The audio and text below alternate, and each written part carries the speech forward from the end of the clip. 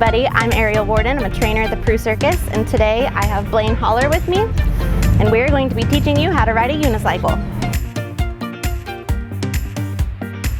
So Blaine has been riding a unicycle for quite a few years now, but if you're starting off, definitely remember safety first. You always want to wear a helmet, you always want to wear closed-toed tennis shoes, and even hand pads, knee pads, and elbow pads are recommended. First things first, you're going to want to put the pedal next to your dominant foot, facing backwards, and then you'll place your dominant foot on the pedal.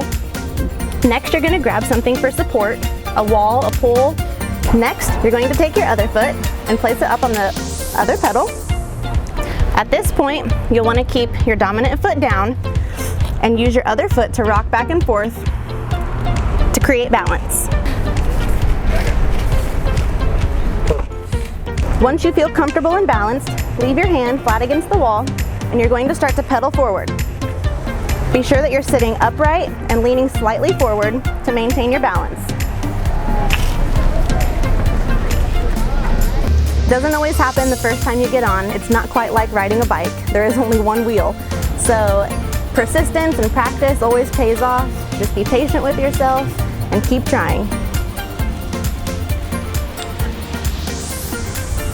First time I got on a unicycle, I felt like I wouldn't be able to do it in my whole life, but then I kept trying and didn't give up, and I got it over the years, and I was able to do it every single year and ride in the shows. So in Circus this year, we have standards, which is this unicycle. We also will be performing with 5-foot-tall unicycles, and we are featuring a 10-foot unicycle at the end of our show. We have the kids doing a lot of ground tricks together, and we have some individual tricks with juggling, jump roping, and we will also be going over what we call a teeter board.